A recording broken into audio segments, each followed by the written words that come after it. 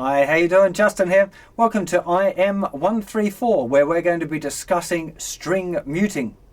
Now what this is all about is keeping unwanted string noise at a minimum. You'll probably find at the moment, for a lot of you anyway, when you go to play your major scale, it sounds a little like this.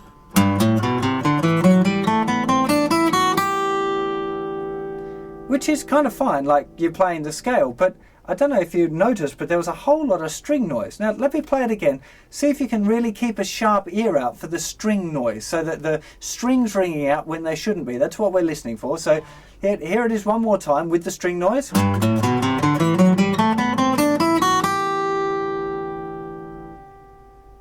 Yeah, how much I could stop there with my hand. Let me do it now with when I'm using the string muting techniques I'm going to show you. You can hear it's a lot clearer. Here's with string noise again. It's like, it might be difficult to hear in this circumstance over a microphone because it is kind of quiet, but I'm sure you will notice if you start practicing the techniques that I'm about to show you, you'll start to notice when you're playing and you'll make it a big improvement in your playing. Before we get to a close-up and look at this in a whole lot more detail, I want to make sure you've got a kind of basic understanding of the concept, which is that every string that is open should be muted by one of your fingers. So any of the strings that kind of aren't being played, they don't have a finger on it, have to be touched by one of the spare fingers to make sure they stay quiet. Now hopefully many of you will remember back to being a beginner when you first learned your D chord, and sometimes your third finger would lay a little bit flat and just lightly touch the thinner string, and that string wouldn't work, and you'd be doing your strum pick out and strum and trying to get your third finger up onto the tip in order that so it didn't touch that finger, and it only took a very light touch to mute that thinner string. And we're now going to use that to our advantage because it only takes a very light touch from any of your fingers to keep all of the strings quiet, which is a very, very good thing for us.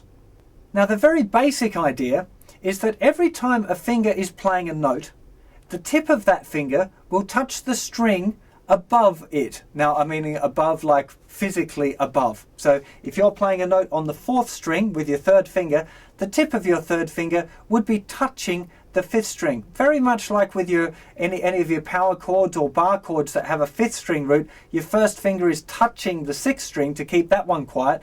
This happens with scales as well. And what you'll find is that when you first learned scales, you played with very round fingers, which is good, and it's how you should learn to play your scales. But now I'm allowing you to let the technique evolve a bit. It kind of has to. You couldn't have learnt it this way at the beginning. It would have been far too complicated, far too many things to think about. But now that you can play your scale up and down and you're happy with that, we're now starting to just play the fingers a little bit flatter. So they're still on the tip, but just a touch flatter so that they're muting the string above the note that is being played. We're going to do a close-up of this, remember, in just a second, so you get a closer view of this idea. Now, as well as that, the first finger has a very important job. It's muting all of the strings below the note being played. So if we're playing the note F sharp with the third finger on the fourth fret of the fourth string, part of the G major scale, which is what I'm going to be using for this whole lesson, then the first finger would lightly be touching strings 1, 2, and 3. And the fourth string would be the note that's being played. The fifth string would be muted by the tip of the third finger, and this palm, the kind of the palm of your picking hand would be resting on the thicker string.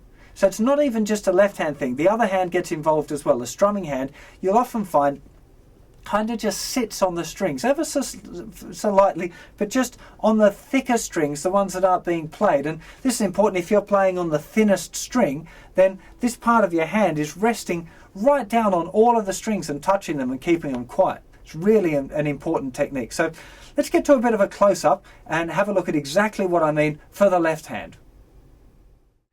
Okay, let's have a bit of a look-see here now at the left hand. Now, as I mentioned before, it's important if you look at the first finger here, first finger staying pretty flat, touching the strings all the time. It's all the time it's got the edge of the first finger is touching all the strings. Let's have a look at a different angle of that. Okay, we're starting at this funny angle because I really want you to see how the first finger is doing its job, staying nice and flat and muting all of the strings lower than the note being played. So you can see my first finger sitting in the 2nd fret where it belongs for the G major scale, and it's right now it's touching all of the strings, so it's kind of muting everything up a bit. And if I play the G major scale up and down, you'll see that my first finger stays pretty flat throughout the whole thing.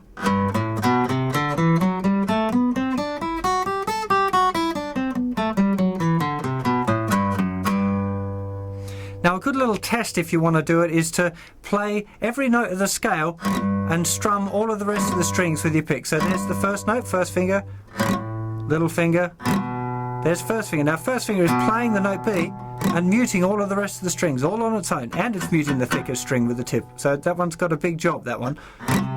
Second finger, little finger, first finger now playing again, third, fourth,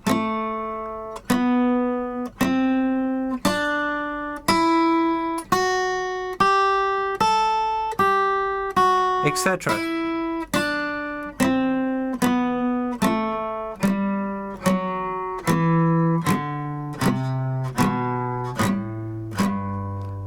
That's a really good way to see if your first finger is doing its job correctly.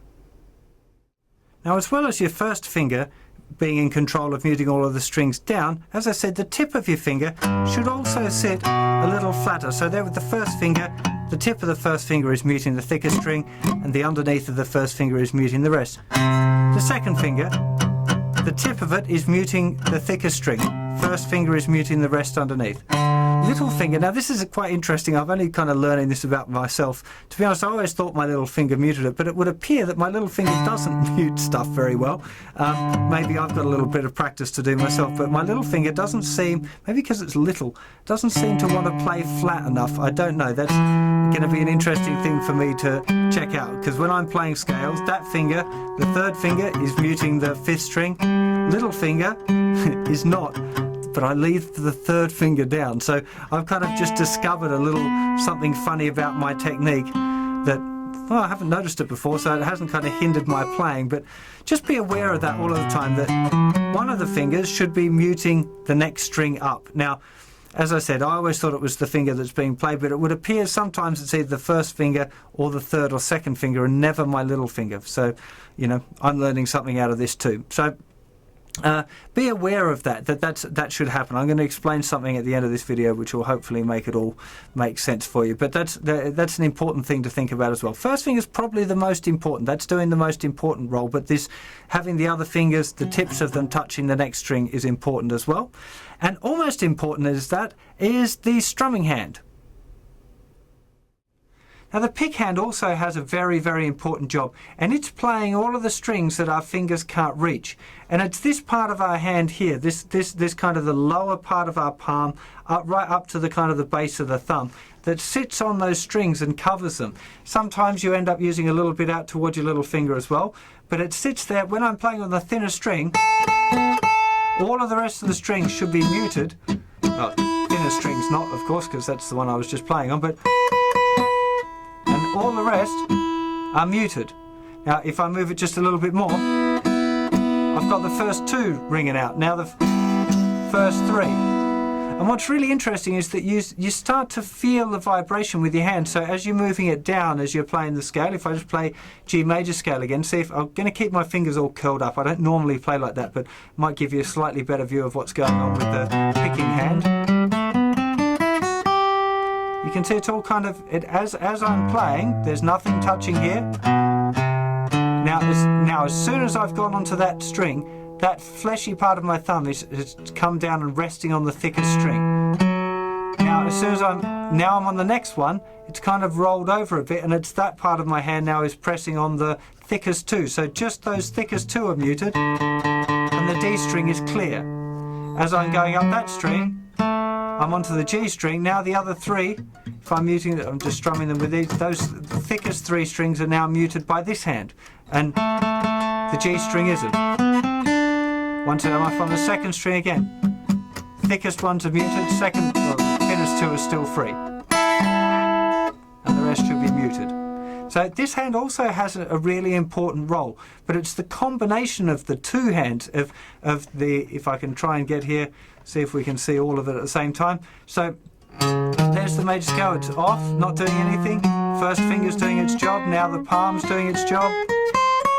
And when by the time we get to the top, the palm is the only one doing the muting. This hand's not doing any muting at all. Well, actually, tip of first finger's just touching there a little bit as well.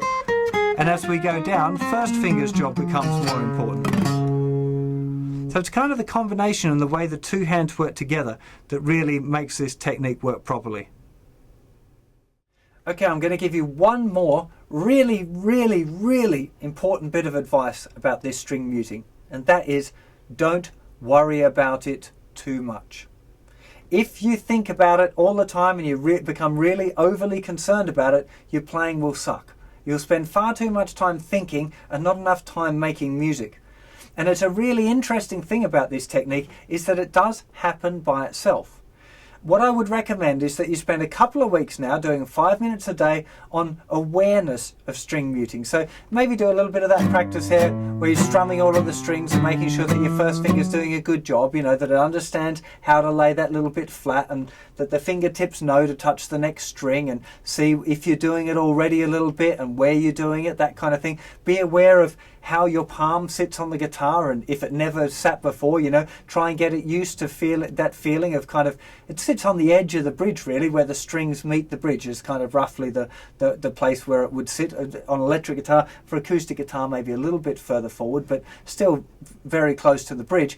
Now, if you're aware of that and you've done a little bit of practice for a couple of weeks and you've just become aware of the string noise, you'll probably find that your fingers start to fix it by themselves.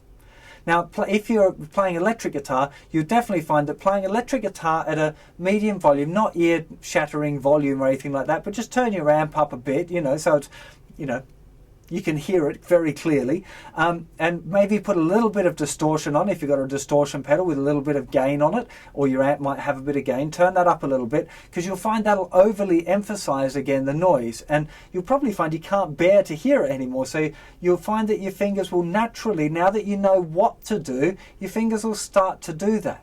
And you'll find that you'll be playing a riff and you'll start to hear string noise. You go, oh God, I don't want that string noise there. So maybe you spend, you know, a couple of minutes just figuring out how you're going to do that bit of muting. But please don't let yourself obsess with this, because I've seen it happen before. And if you get too obsessed with this idea, you may well spend 2 or 3 years trying to perfect this technique, and your playing will really suffer. So just don't get obsessed with it. It's one of the things that I'm kind of reluctant to teach it at all, to tell the truth. And I really was debating whether to put it in this course, but it's an important skill and it's important to know how it works. And people ask me about it all the time, but you just have to promise me, in return for me teaching you this lesson, that you're not going to go too crazy about it and let it kind of screw up your playing, because it's not worth it. You'd be better off being a good guitar player with a little bit of noise than being, you know, getting rid of all the noise but not being able to play anything and not making it musical, and you know, all of those other things which are much more important in music. You know, Neil Young doesn't worry about string muting. There's open strings ringing out all the time on the early stuff, but